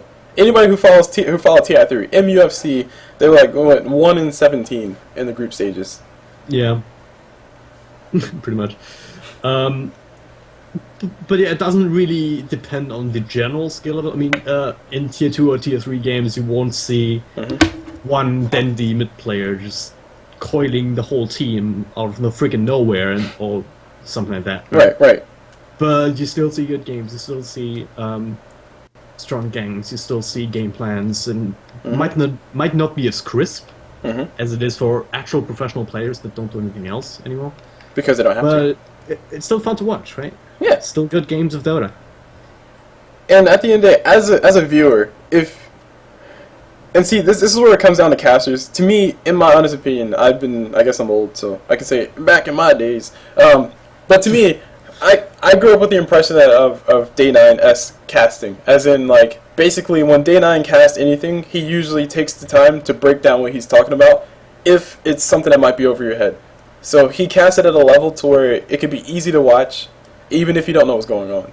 So instead of saying, oh, there's some Zerglings and there's some Zerglings and now they're Bailings and now they just killed a whole bunch of SCVs, what he'll say is, okay, these Zerglings right here, they're going to take a little bit of time to go ahead and morph into Bailings, and then they'll be up a little bit sooner, but these SCVs are really vulnerable to the Zerglings to the Bailings because the acid burns through their blah, blah, blah, blah, blah, tactical marble and jumbo here. So while you're watching it, you're like, oh, I didn't know that. Wow, this is very interesting. That's cool. So anyway, my commentary goes along that lines, which is why I end up saying a lot of words for a long amount of time. And Yeah, you're definitely good at that. It's pretty horrible. So anyway, all that goes a really long way to say. See, there goes me doing it again. All that goes a very long way for me to say that it's the responsibility of the caster to entertain the viewer. And if you, the viewer, are not interested in the game, even if it's the most derpiest game, I don't care if there's a Vengeful Spirit trying to carry and she's like died 30 times already. If the caster is of the level to where they can keep you interested in it and you're enjoying it, then that's great. That has absolutely nothing really to do with the game that you're actually watching. That has more so to say about the caster. So if you ever, as a viewer, if you ever watch a game, you say, oh man, this game is so boring, it's so shitty, it's so crappy, that's a reflection of the caster. I mean, it sounds very blunt, and that's my personal opinion. Keep that in mind. Take this with a grain of salt. But that's the responsibility of the caster to make it exciting. Yeah. It's not always easy when there's like nothing happening for 30 minutes. You just solo casting, which I had once, but yeah. Especially when you're talking about the Asian games. Yeah. Oh, the Asian games. Oh, jeez. Farm. Both teams, 40-minute farm, anti-mage versus Faces Void. No, that's not how it is anymore, though. But it was. It was horrible. Yeah. What was it, TI2? I think? No, TI2 is when I started watching Dota. That was like a 70-minute game. And then like it all ends in 1 minute. It's like, okay, that team won the team fight, they won the game. They kill 5 towers in a row, and then they won the game. The farm until the late game, and then in the late game of Dota, it really comes down to team fight execution. You die once, and then you lose the game if you don't have buybacks. Pretty much. 70 so minutes. You have to die twice because everyone made sure that they had buybacks. Yeah, it was 70-minute first blood. That's what it was. Oh god. Oh jeez, the horror. But anyway, like I said, it's the responsibility of the caster to keep it exciting for you, because the caster is the one presenting the game. The caster is the one who has to make it exciting. They are your host, your mother, your father, your provider, and your takeawayer of enjoyment, relative to enjoyment. Mother and father of the enjoyment. Okay. Yeah, this is getting weird. Okay. So fast, but so yes, I think you get the point across. So it is a responsibility of the caster to do that, and if the caster can't achieve enough entertainment for you as a viewer, that honestly has nothing to do with the tournament. And this goes as a shot well fired to casters out there. If you ever find yourself casting a game and your viewers are always saying, oh my gosh, this game is so boring, that's because you're not doing your job. I'm sorry, there's no other way to say it. You're not doing your job. You gotta make it interesting. There's something to talk about. Talk about the grass. Make jokes about trees. Talk about how Crystal Maiden dies all the time. Do something. There's no reason why the caster should not be entertained, because that is your job. Jeez. Internet. There was so many games where Crystal Maiden died. And, yeah. SEC will boom. 17 times in a row, and then they ended up winning anyway. Yeah, and look, Yeah. the worst thing about it... Just make sure, if there's nothing else to talk about in terms of game mechanics or in terms of team fights, just make up something like that. Yeah, tell a story. Find these stories, find these little jokes. I mean, if there's a guy that makes a mistake early on in the game, then repeats it later on, or just has the same situation and then doesn't mess it up this time around, so you can fall back on that. Yeah, even if there's not a lot of things to talk about, you gotta find things to talk about at the very end. And yeah, tell these stories, as you said. It's not always easy, but I mean, it's necessary, and it's also necessary. Yeah. Right. So okay, I think we beat that one down. So anyway, basically, guys, the importance of supporting small tournaments is very important. You should go support small tournaments. You should go support small teams, even if it's just some 89 cents. I think those you guys are 89 pound or quid or whatever you guys call it. 89 whatever. 89 pounds. I don't know. That would be too expensive. That's like 89 shillings. One premium ticket. 89 shillings. In Germany, it's cents too. Really? It's euro cents and euros. Oh, okay, so 89 cents. Britain, it's pounds and pennies, or pence. Okay. 89 cents, 89 pence, or 99 cents, because USA is weird. Just pay that 99 cents for that ticket, and just go watch one of the tournaments. Hopefully there's a caster there, hopefully they speak the language that you prefer, and hopefully you enjoy it. And if you don't, then you probably don't like that caster. Just saying. Wah, wah, wah. So anyway, moving on. Community expectation versus community reality. Okay, this one is more so for us than... Actually, no, let's make this relative to what the post was talking about. So they expected the community to come out in droves for Navi vs. Alliance and for this tournament that I've never heard of. So their expectation was that. The reality was the community came out in droves for Navi vs. Alliance and they didn't show up for the other one. It's not like no one showed up, but yeah, definitely fewer people. Mm-hmm. And one thing that plays into it is as well that there's so much Dota going on, and you can't possibly watch all of it, right? So agreed. Right. You have limited time, and then you gotta, as a viewer, right? You gotta try and time your game. So you gotta see, all right, I want to watch this tournament because there's Navi and Alliance there, which means I don't have time to watch that other domestic tournament. So, if the broadcast isn't as good, or if the games aren't as good, then you're less likely to watch it if there's a big name playing somewhere else at the same time. That's the reality of it right now. Yeah. I mean, there's always going to be hardcore fans or fans of the teams. I mean, especially in Brazil, there's a lot of that. Oh my gosh, yes. And other scenes across the world. There's so many CNB fans that will just invade any stream that's streaming them whenever. No matter if Alliance is fighting Navi at the same time, Fnatic is fighting Empire, at the same time Liquid is fighting EG, so it doesn't matter, right? They want to watch the team, they want to support the team, and we need more of those. Yeah. Right? But see, that actually brings me to an interesting question I'll propose to you. What about the... what's the word? What about the... What about the impression that you get from seeing 2,000 viewers suddenly in your game because you cast a CMB versus Power Rangers? And suddenly 2,000 viewers showed up, and then the next game you cast, you get 20 viewers total that stayed through the whole entire thing. What about... My first peak on my stream was one of the CNB games and peaked at about 1,000. And it was like, what the hell? Yeah, it's like, oh my gosh, I'm famous, guys. I made it! Yeah, then the next game is like 10 viewers. So... I was just happy that, I mean, I was the only streamer at that one match that I casted, so all the... I mean, there was no Portuguese stream or no Brazilian stream, so everyone went to me because they wanted to watch the game. And at that point I was just happy that I was giving something to them, honestly. I mean, I was happy that I had so many viewers, but I was also happy that they were there to watch the game, that I could give that to them. Right? No, my question is, did that go to your head? It's essentially the same for the 20 viewers. Yeah, no, dude, oh my gosh. Okay, we're live streaming this on my side, you're live streaming as well, right? No. Okay, don't worry about it, I'm live streaming.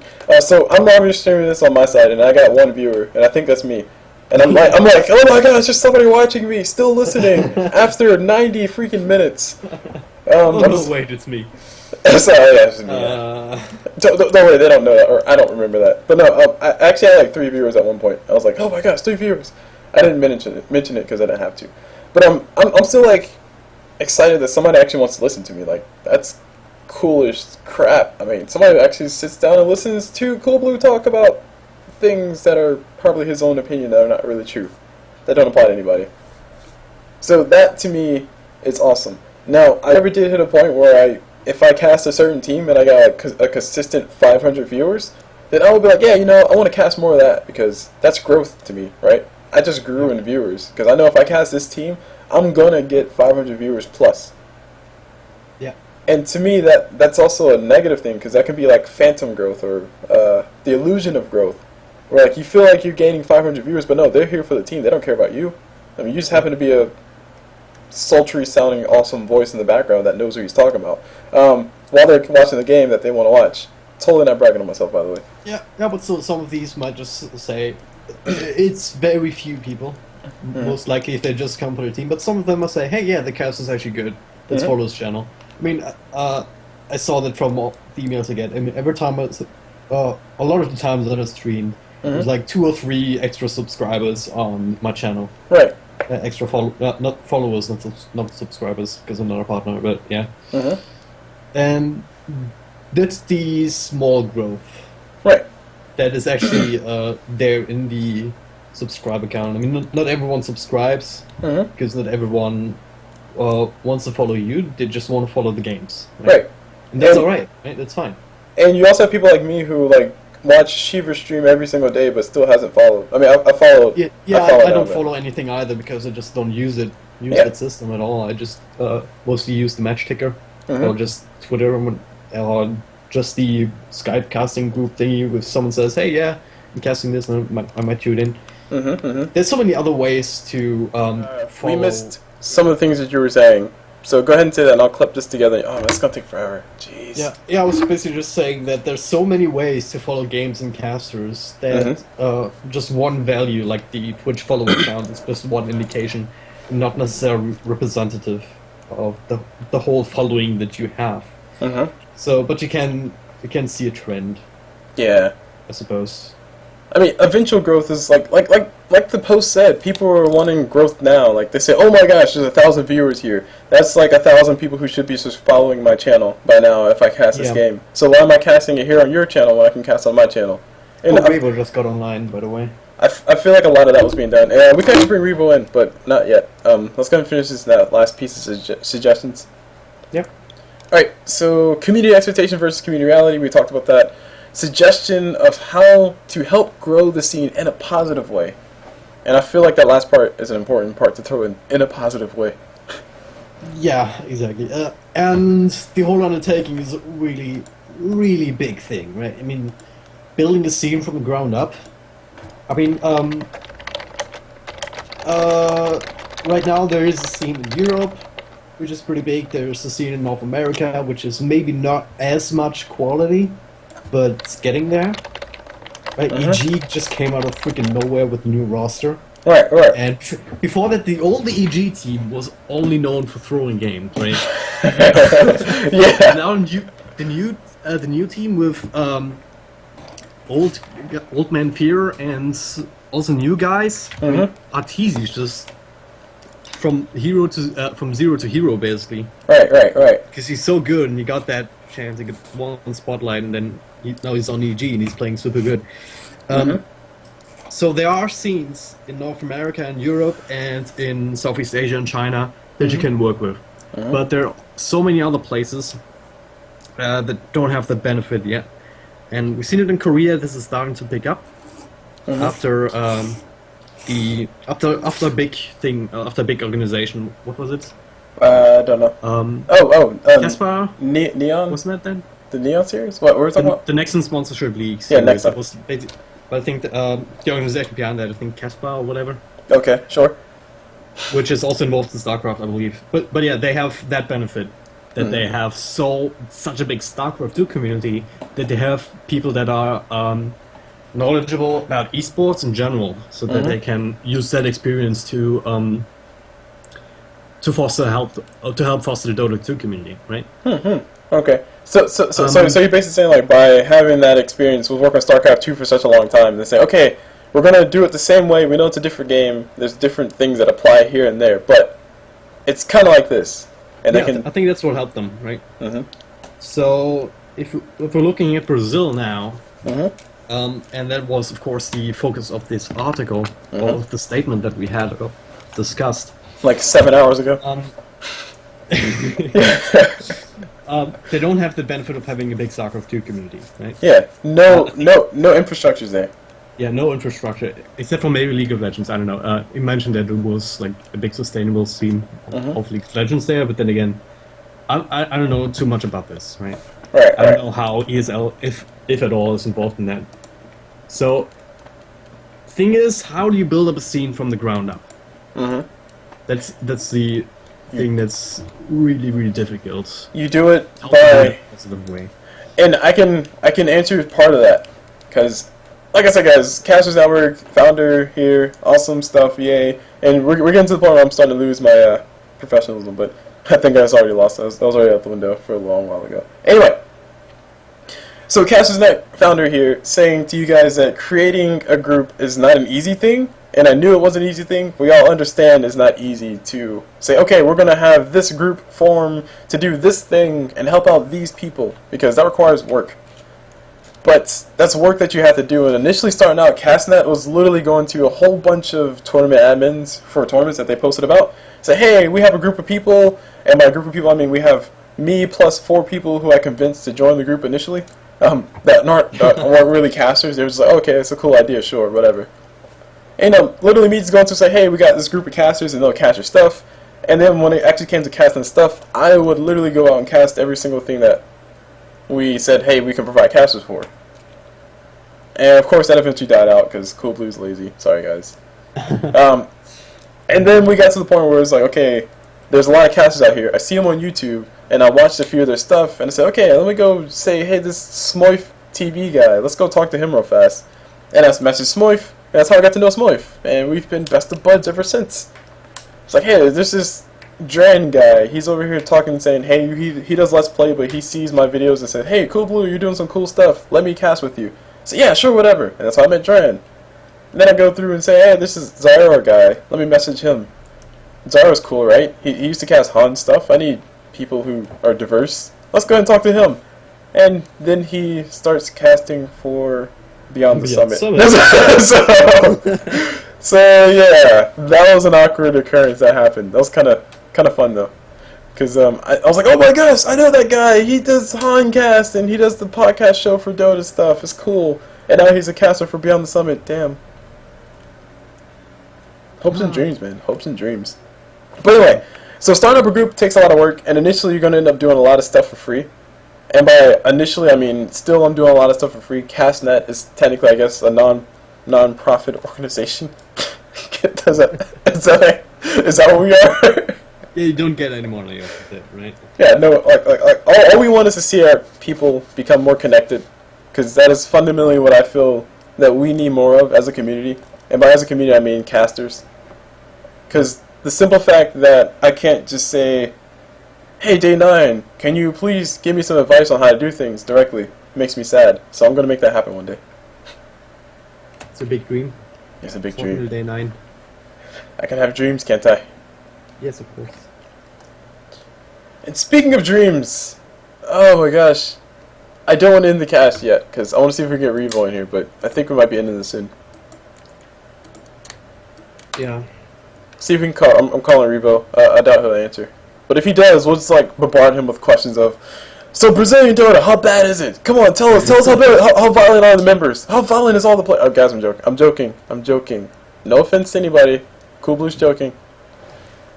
But yeah, in case you're wondering, the reason why we want to take River on here is because he's been casting a lot of Brazilian Dota, so he has a unique perspective on the scene, I believe, more so than any of us. I don't know how much you know about it.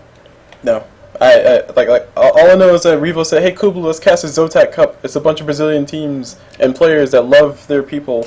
And then I went and co-cast with him one game. It was like 1,000 people watching his live stream. I was like, "Whoa, Yeah. whoa, they're hearing my voice. I'm afraid I might say the wrong thing." That's not that bad.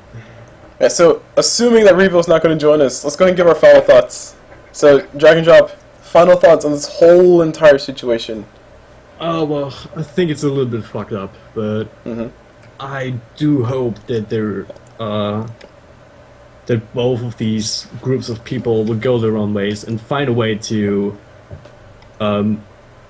yeah, get the best for everyone. I mean, grow the scene as well as grow themselves as casters, and try to find a way to make these goals not mutually exclusive, because they definitely are not, right? They don't have to be. Yeah, they don't have to. I mean, you can grow together. That's how plants live. There's trees growing among grass. Yeah. Among pine cones. Among pine needles. AKA the things I have to clean out my yard every freaking year. Gosh, stupid nature. Anyway, so yes, I do agree. Find a way to grow together, because growing together just helps make things better, and hopefully, in my honest opinion, I see all this as a wake-up call to a bunch of the groups that I see forming now, and especially Castnet too. Castnet, we don't really we're really free form in the sense that we just say, okay, give us your information, and if we find a tournament, we'll let you know about it. Yep. That's pretty much Castnet in a nutshell. All the other communication stuff happened as a result of the caster's room, and I'm not saying that I took it over, but I kind of took it over a little bit. Just a smidgen. You're spelling it regularly, but yeah. It's now the CulBlu bot room. There. CulBlu bot, yeah. You said it. No. That's what you get. Oh, that's what you guys call me. You guys, for some reason, everybody calls me CulBlu bot, and it's like, I'm not a robot. I am human. I say words and cognitive things. Depression. But anyway, so like I said, Castnet is really free-form and stuff, and this is a wake-up call in the sense that when we do become bigger than what we are now, we're gonna have to start worrying about, okay, are these guys really, do they really have the best interests of Castnet in mind, or do they really bring things that Castnet would be okay with backing? In the sense that, like, if your commentary is all about how women should be in the kitchen and making you sandwiches and doing all kinds of dirty things with you because they're women and you're man and you're superior, then that's something that Castnet can't necessarily, that's something Castnet literally just will have to say, okay guys, the internet's going to go crazy about this.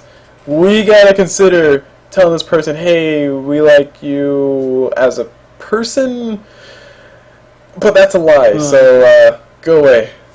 Yeah. So we're going to eventually have to get to that point, and that could very well set off a chain of events that could end up something like this, where a bunch of people leave Castnet because, like, oh, Castnet is just like some uppity group of elitists who don't want people who speak their minds. It's like, dude, that's not what happened. You know what happened. We can go back to your live stream and prove that it happened. Yeah. So anyway, like I said, this is kind of like a wake-up call to my group, Castnet, and also to other groups that I would say might need to reconsider attitudes towards things. And I'm not going to name any names because I feel like that'll be unnecessary. So I don't think that'll help. The groups that I'm referring to know who I'm referring to, and there's like two groups in particular, and I think you and I know what those two groups are.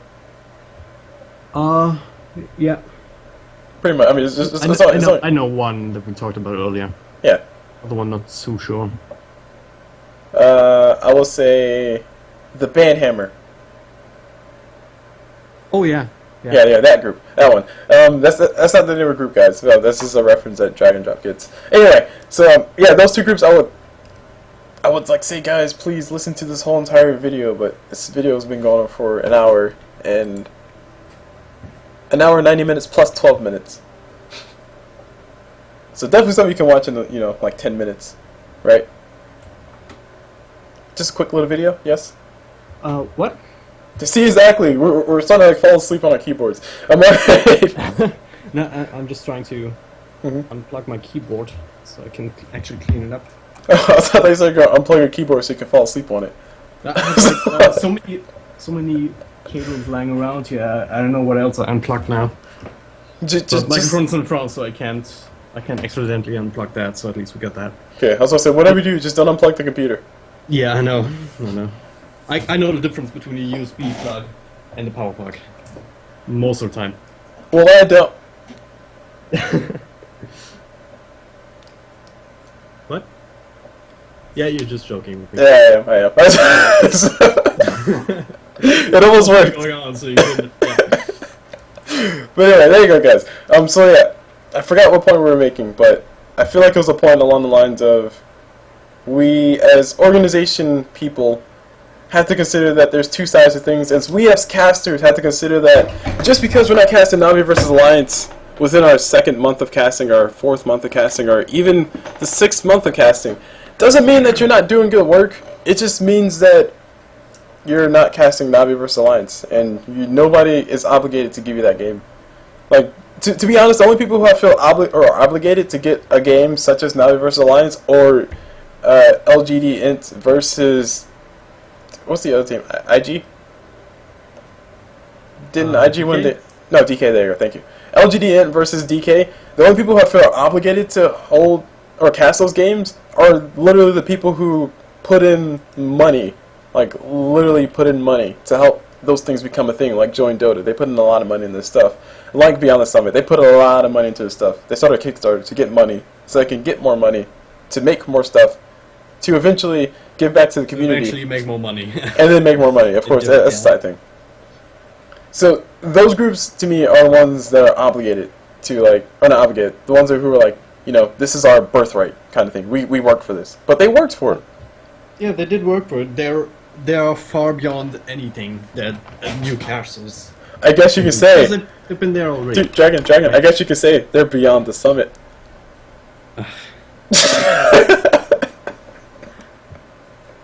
I'm sorry, you were making a good point. I'm sorry. You're making a really good point. Sorry, I just had to. I apologize. Yeah. There's a larger difference between new casters and these big names, right? Yes. Because you have to realize now they are there, right? They're at the very top of the casting community. But before that, they weren't, right? They put in the work, they put in the hashtag hard work and dedication to make that happen for themselves. So if you're not willing to do the same, you cannot possibly expect to be given handouts. Right? Yes. Even if you know the right people, even if you're talented as fuck, even if you are super good or if you're super talented, you can't go without hard work because there are many other people that put in that work, right? They're more deserving of it. Yeah. And then on top of that, like your work good work reflects good work. I don't know what other way to say that. Is there another way to say that? What do you want to say? I'm trying to say if you do good work, then people will know that you did good work. Like it's good work speaks for itself. There you go. Yeah. There you go. If you do good work, if you're like Zyro with an awesome voice and awesome production value relative to his stuff, but people complain up, down, left, and right that he's not really good at commentary, and okay, sure, I might slightly agree with his technicalities, but let's not talk about that personally. But if you do good work, people will realize that you do good work, and they say, hey, we want your brand or your work ethic with our brand. We want to associate the two with each other. Yeah. Did you just unplug your computer? No, I just messed up a little bit of cables. It's alright, I'm just sitting still now. Okay. To wrap this up. So, yeah. So basically, do hard work, and hard work will get rewarded. If you just show up and say, okay, I'm obligated to this because I've made 6,000, what was the word? 6,000 MMR? No. Doesn't make you a caster, man. Doesn't make you a caster, I'm sorry. I mean, you could be a spellcaster if you pick Necrolite. Yeah, Necrolite with 2 active spells. Congrats. Yeah, he only has 2 spells. Oh, yeah, the healing thing and his ultimate. Yeah, Death Pulse and Reaper Scythe. Okay, good point. So he's a semi-caster then. He's a co-caster. So. No, okay. Alright. I'm pretty sure it's late. I'm pretty sure it's late where you are. It's really early. It's 8:30 now. Oh wait, you can see the sun. About. Sun is shining from my window right now, shining up my screen. Almost. Well, it's dark as here, or dark as dark here. Jeez, I can't even get words out anymore. And by the way, that document was hard to read. Come on, guys, give us something for that. I mean, right, am I right? Thank you for sticking through to the end. If you actually did, so. Yes, for all two of you. You get a +1 from me. For all two of you, one of which might be my mom. Thank you, thank you for watching. Yeah, and okay, so I guess people will probably have stopped watching way long ago. Like once we finish the story, people probably closed out because that was an hour. Yeah. This is like the extra 40 minutes at the end. Drag and drop. Where can people find you if they really want to find your stuff? Either on Twitch at dragondrop or just on Twitter, also dragondrop. It's probably the best ways to connect. And for me, cool. Ooh, sorry, you can also visit my YouTube, but it's just dumping ground for bots from my channel. So not a whole lot else going on there. And what was the YouTube? Also dragondrop. It's very easy to remember. One thing for all. Yeah. One name to unify them all. Branding, man. Branding. That branding, though. It's a brand. It's not a name. Hashtag drag and drop. Not only is it really good branding, but it's also a really funny name. Yeah. Hey, what'd you do with that document? I drag and dropped it. Huh? What? I drag and dropped it across the screen. Okay, fine. You're right, it wasn't that funny. Right, as far as for me, guys, because I'm in desperate need of sleep. Yeah, you guys can find me on YouTube, which is youtube.com/user/CulBlu Dota. The CulBlu Dota. I'm pretty sure that's where you found this video. But if you didn't, thank you for watching on that site too, or that other site, that external site. If you watch the whole thing, I commend you. You earned a gold star. Oh yeah, it's also Twitter. Internet points. Yes, internet points, which can be spent on bandwidth.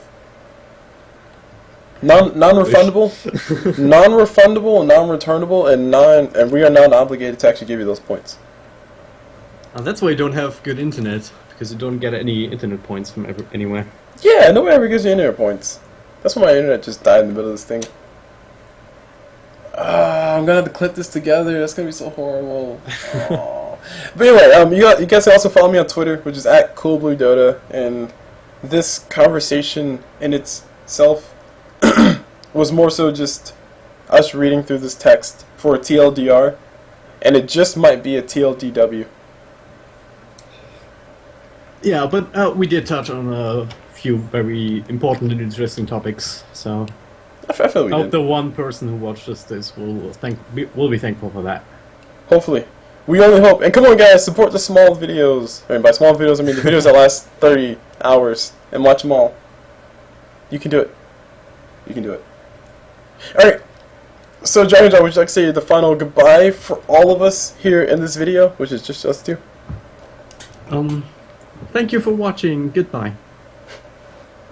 Tune in next time. We don't know when it is. No, we don't. It's off topic, so we never know when the times are. They're off the wall, I guess you can say. Get it? Because the clock on the wall, off the wall, it's on the floor. No? No laughs? You should better move on. Okay, fine. Anyway, as always with these videos, we hope you guys enjoyed it, and we'll see you guys whenever.